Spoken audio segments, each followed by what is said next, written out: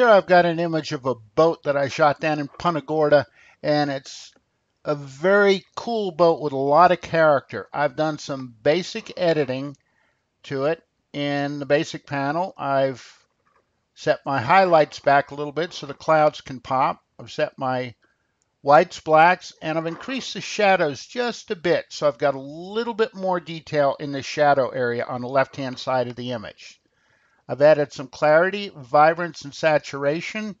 In the HSL panel, I'm going to click luminance and just drag down in the sky a little bit to make the clouds pop just that little bit more.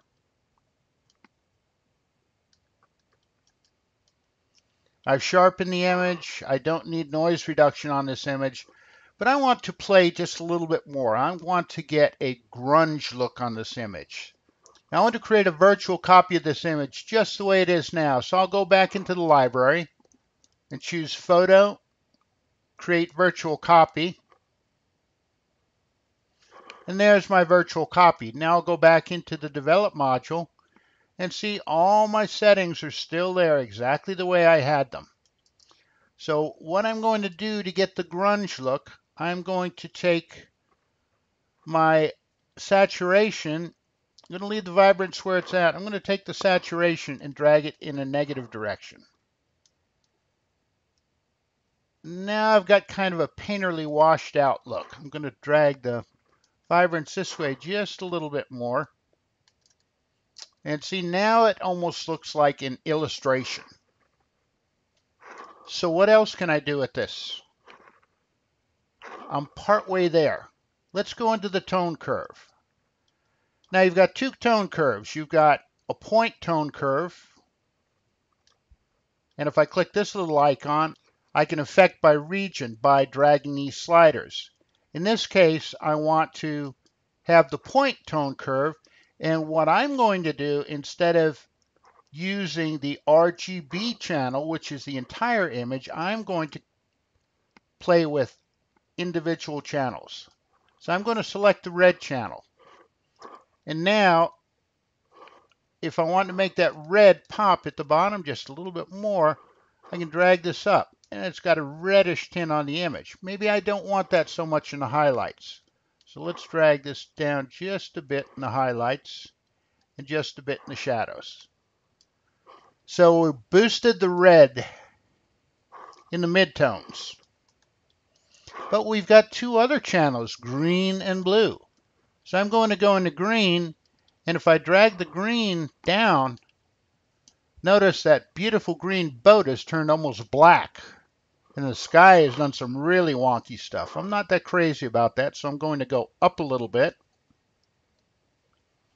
And now I've made my greens pop in the midtones, and notice I've got some detail in the reflections as well.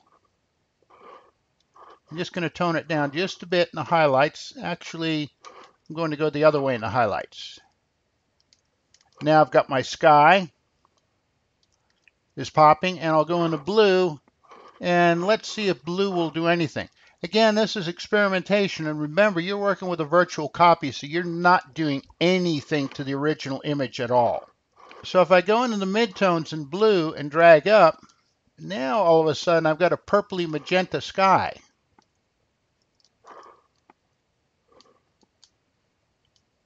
And if I drag down a bit in the shadows, actually I'm going to drag up a bit in the shadows and down a bit in the highlights. Now I've got kind of a grungy looking painterly pastel image. There's one more thing I can do to make this image different. If I go down into the effects panel, there's a little thing called grain. Now noise is not grain. Noise is digital mishmash. Grain, in old film, you had patterns. And that's what this grain tries to emulate.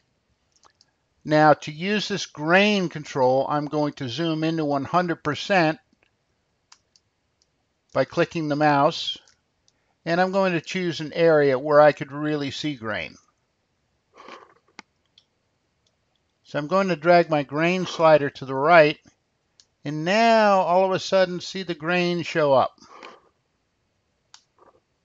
How far you want to go with this is entirely up to you. You can change the size of the grain, make it bigger, and you can make it rougher or smoother. Again, it's totally a matter of taste. So I like the grain on that, and now I'm going to add a little bit of a white vignette to it and drag the exposure back just a bit to make the inside of the image pop. Now there's our grunge image. That was before, and that's grunge. There's so many things you can do in Lightroom. All you need to do is get your fingernails dirty, get under the hood, so to speak, and just get in the individual panels and play.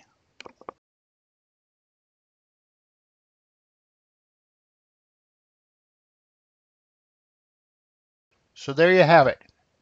Doug's version of grunge in Lightroom.